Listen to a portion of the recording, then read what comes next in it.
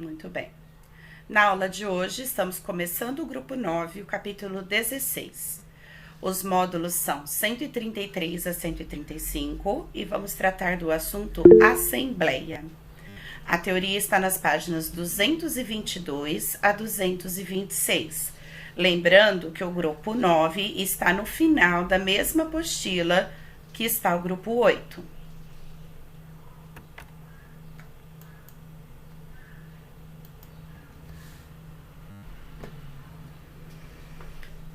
Assembleia.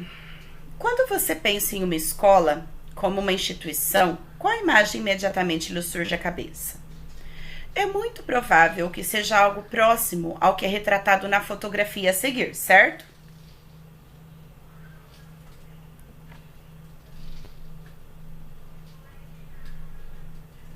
Isso acontece porque essa é a visão comum que se tem da escola. Carteiras enfileiradas, em que os alunos permanecem sentados para ouvir o que o professor posicionado à frente da sala em pé, próximo à lousa, tem a dizer, visto que ele é considerado nesse contexto o detentor dos saberes. Cabendo aos alunos apenas compreender o que é explicado e fazer perguntas para solucionar possíveis dúvidas. Esse é então o modelo da escola tradicional, surgido após a primeira Revolução Industrial no século XVIII e em um momento em que a burguesia almejava disciplinar os trabalhadores. Porém, apesar de o contexto que originou já ser muito diverso do que o encontrado hoje, do século XXI, esse modelo ainda sobrevive na atualidade. Evidentemente, em função desse longo tempo de sobrevivência, por um lado, há de se entender que a escola tradicional tenha méritos indiscutíveis. Por outro, não podemos desconsiderar que, passados tantos e tantos anos, existe uma grande necessidade de que o modelo escolar acompanhe as evoluções que ocorreram na sociedade. Nesse sentido, destacam-se iniciativas que têm como princípio a inovação dos métodos didáticos, principalmente no que diz respeito a tornar o aluno protagonista do seu próprio aprendizado. Se for considerado que ele, mesmo ainda jovem, tem conhecimento de mundo capaz de impulsioná-lo a aprender de forma autônoma. Cabe ao professor, nessa nova configuração, o papel não mais de dono exclusivo do conhecimento, mas de tutor, ou seja, responsável por guiar o aluno nesse caminho de descobertas. Assim, os novos modelos de ensino visam formar indivíduos ativos na sociedade em que vivem, os quais não mais acatam sem qualquer reflexão que lhes é transmitido, aprendendo dessa forma a questionar sempre que isso for pertinente. Um exemplo dessa inovação pode ser vista no texto a seguir, que discorre sobre como crianças, mesmo bem jovens, podem ter participação ativa no funcionamento da escola. Então, até agora, o texto está tratando da questão da sala de aula, da escola, como o aluno é tratado e como o ensino é tratado nas escolas. Agora que vamos entrar no conteúdo assembleia, que é o que foi feito em uma escola. Como ouvir os alunos de 4 e 5 anos transformou uma escola pública de São Paulo. Uma pista de triciclos e bicicletas, com direito a pequenos guardas para controlar o trânsito, circunda uma grande horta. De um lado, um gramado com árvores e brinquedos. Do outro, pista de carrinhos e parquinho sonoro. Ao fundo, uma quadra de futebol, com assentos feitos de tocos de árvores para que torcedores acompanhem as partidas. Completa a área de lazer. Parece um parque, mas não é. É nesse ambiente em que 234 alunos da Escola Municipal de Educação Infantil Dona Leopoldina, na Zona Oeste de São Paulo, brincam, aprendem e se desenvolvem. Tudo feito com a colaboração direta dos alunos de 4 e 5 anos. Em 2012, com a troca de direção, a escola passou a ouvir as crianças ao tomar decisões relevantes para a instituição. A escola é feita para a criança. Então, nada mais justo que a criança ajude a pensar essa escola que é feita para ela, afirma a coordenadora pedagógica Eveline Zacarias. A forma encontrada para isso foi criar o Conselho de Criança, que se reúne quinzenalmente para discutir pendências e investigar reivindicações dos estudantes.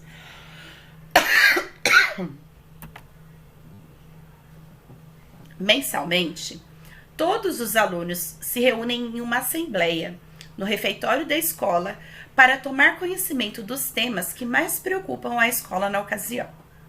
A gente só puxa o assunto para que eles comecem a pensar, afirma a diretora Márcia Harmbach. Mesmo dividindo os alunos em 2 grandes grupos, é impossível ouvir a todos. Por isso, eles ficam com tarefas para desenvolver com sua turma, em que todos podem se manifestar e registram de alguma forma o que discutiram. Após 2 semanas de trabalho em sala de aula, munidos de desenhos, músicas ou outros registros, 2 representantes de cada sala, sempre um menino e uma menina, participam de uma reunião com a direção, em que todas as ideias são apresentadas e novas reivindicações podem ser feitas. Durante a reunião, todos os representantes têm oportunidade de falar e as ideias podem se tornar realidade. As crianças vão percebendo que podem recorrer a alguém. Esperamos que eles se sintam autores do processo e que sintam que podem falar, buscar alternativas e cobrar soluções quando é necessária intervenção maior, disse a diretora. Formando cidadãos. A experiência vai além de deixar a escola com cara de criança. A intenção é formar cidadãos melhor preparados para viver dentro de uma sociedade democrática. Como se forma um cidadão que só estuda a cidadania no livro? Dentro de uma experiência que vai na contramão disso, em que não há canal de participação, com base em relações autoritárias, que é o que predomina na imensa maioria das nossas escolas, questiona a psicóloga e mestre em psicologia escolar da USP, Beatriz de Paula Souza. Segundo o especialista, a democratização do ensino tem se popularizado, mas exige que a consulta aos alunos não seja somente demagógica, mas busque transformações. Na EMEI Dona Leopoldina, o protagonismo dos alunos não é visto somente no conselho de criança. Na hora do lanche da tarde, as crianças podem comer quando quiserem. As salas de fantasias e ateliês de artes, com muito material reciclado, canetinha e lápis, tintas e colas, ficam destrancadas, mas não há bagunça.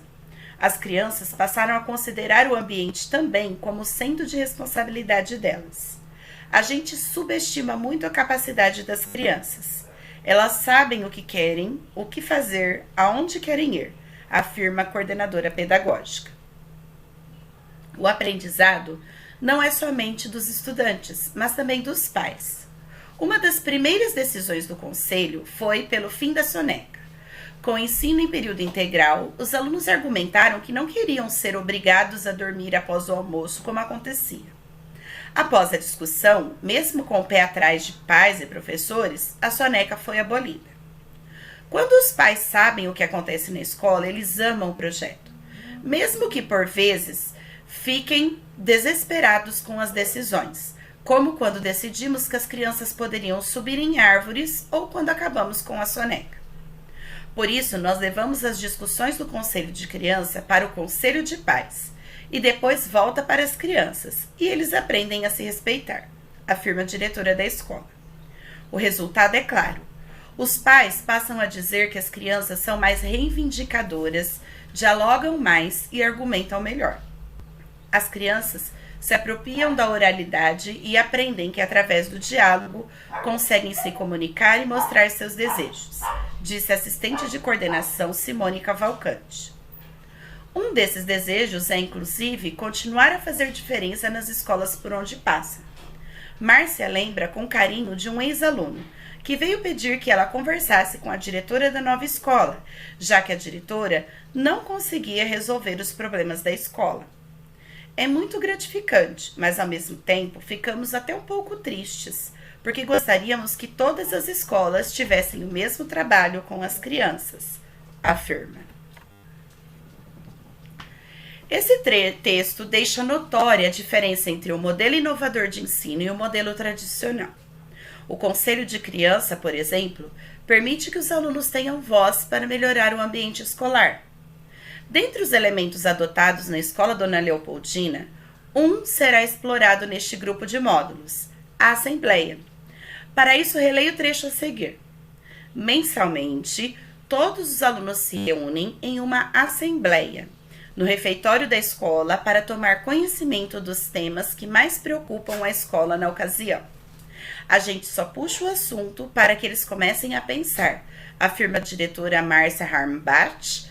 Mesmo dividindo os alunos em 2 grandes grupos, é impossível ouvir a todos. Por isso, eles ficam com tarefas para desenvolver com sua turma, em que todos podem se manifestar e registram de alguma forma o que discutiram. Para começar, diferente do debate, a Assembleia não precisa necessariamente discutir ou debater o assunto naquele momento. Ela tem essa diferença do debate. É possível concluir a partir dessa passagem que uma assembleia vai ao encontro do projeto democrático dessa escola. Isso porque ela se define como um momento de livre expressão e de definição conjunta daquilo que contribuirá para que o coletivo conviva em harmonia. Mas como definir exatamente o que é uma assembleia? A assembleia é uma reunião de pessoas que pertencem a determinada comunidade, escolar, por exemplo, com o objetivo de discutir e debater assuntos de interesse coletivo. Para ocorrer uma assembleia, é preciso que se respeite seu modo típico de organização, pois há elementos que devem ser observados para que a dinâmica transcorra harmonicamente. Veja a seguir quais são esses elementos. Então, vocês agora vão observar quais são os elementos presentes em uma assembleia. A pauta. Quem poderia ler, por favor? Eu leio. Pauta. Antes mesmo de ser uma assembleia, antes mesmo de uma assembleia ter início, é necessário listar aquilo que será discutido nela. Em geral, os tópicos do debate compostos por conflitos que precisam ser resolvidos por todos. Em se tratando de assembleia escolar, podem fazer parte da pauta questões como muita conversa atrapalhando os estudos, pouca colaboração entre os colegas, falta de cuidado com o patrimônio material da escola e etc. A elaboração da pauta é feita de forma coletiva, ou seja, todos que participarão da assembleia têm direito de opinar sobre o que será discutido. Todavia, é importante que a lista de tópicos não se estenda demais. Ao contrário, não haverá tempo hábil para discutir cada um deles. Ressalta-se, porém, quanto a esse ponto, que o ideal é que as assembleias escolares ocorram com certa frequência, semanalmente, por exemplo. Desse modo, entende-se o fato de um tópico não ser contemplado em determinada reunião, pois haverá outras oportunidades para isso. Muito bem. Então, antes de começar uma assembleia, é preciso ter os tópicos, o que será discutido naquela assembleia. E quem decide os tópicos não é uma pessoa sozinha, são as pessoas envolvidas nessa assembleia. Então, teoricamente seria, o grupo daria listas do que precisa ser resolvido, aí faz-se uma pauta, faz a reunião coletiva, são colocados os tópicos da pauta do debate e são discutidos esses assuntos. Ou é feita uma primeira assembleia para colocar os problemas, colocar os tópicos, aí em menores grupos, como foi feito nessa escola, por ter muitos alunos, em grupos menores, esses assuntos são discutidos e depois representantes fazem parte de uma segunda assembleia menor em que são debatidas as resoluções desses problemas.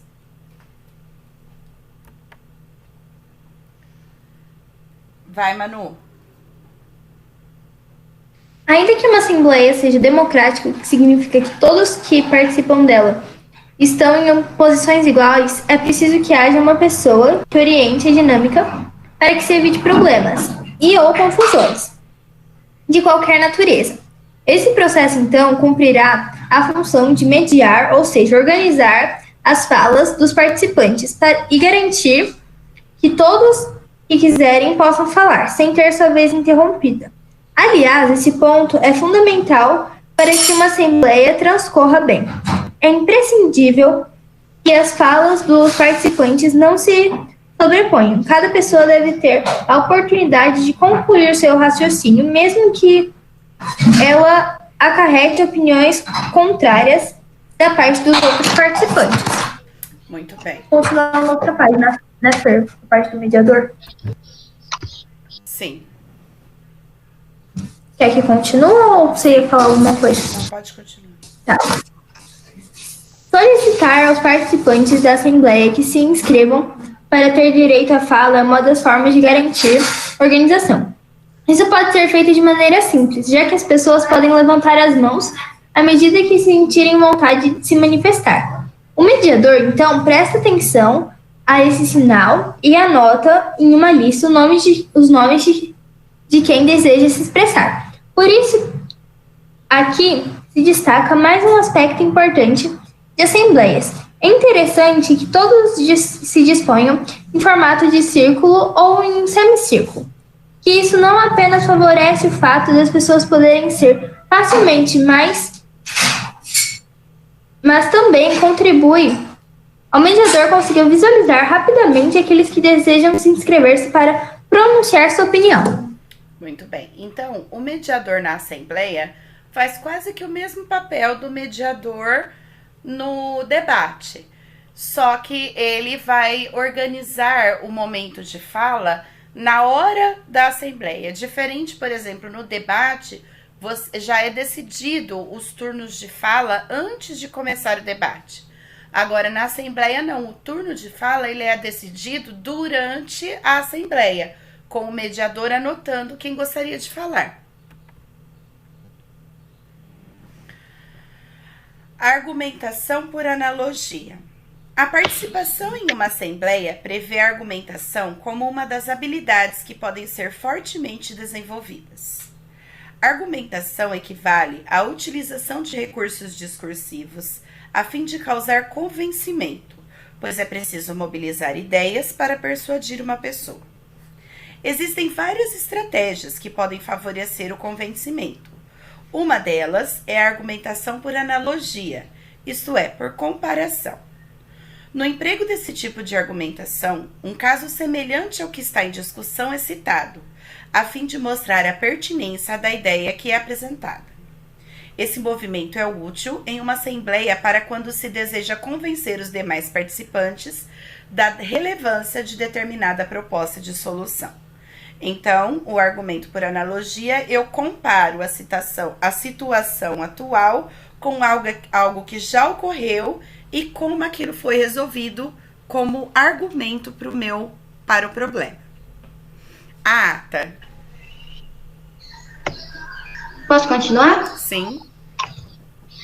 É um documento que marca o encerramento de uma assembleia. Nele ficam anotadas as decisões que foram tomadas durante a reunião.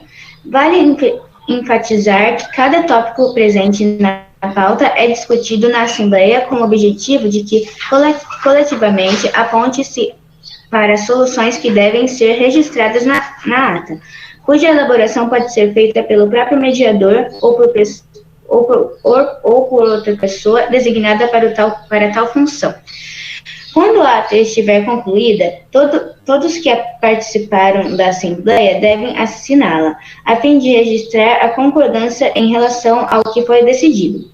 Tal documento, depois de assinado, atesta que as decisões foram de fato tomadas coletivamente e, além disso, possibilita que pessoas interessadas no resultado da Assembleia, apesar de não terem participado por algum motivo da reunião, consigam acessar o que foi decidido. Nesse sentido, suponho que seja feita uma assembleia de classe que um aluno, por motivos pessoais, tenha faltado no dia. Mesmo ausente por questões democráticas, ele deverá acatar o que foi determinado pela maioria vez precisará saber quais foram as decisões tomadas. Obrigada. Então, isso aí é ata, tá? Quando a gente fala alguma coisa e vocês falam ata, é isso aí, tá? Quando você vai falar tá, é escrito de outra forma. Então, quando vocês colocam ata para responder alguém, é esse documento.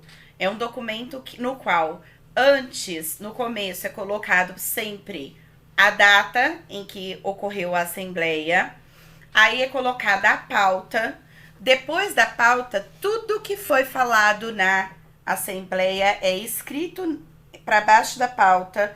As decisões tomadas, os votos a favor, os votos contra e a decisão final. E quando essa ata termina, ou seja, quando essa reunião termina, finaliza com a decisão tomada, todas as pessoas que participaram daquela reunião, daquela assembleia, assinam para atestar que estão de acordo com o que foi decidido pela maioria, pela coletividade. A assembleia é muito comum também em condomínios. Alguma dúvida sobre a assembleia? Acho que não. Então, vamos aos exercícios na página 44.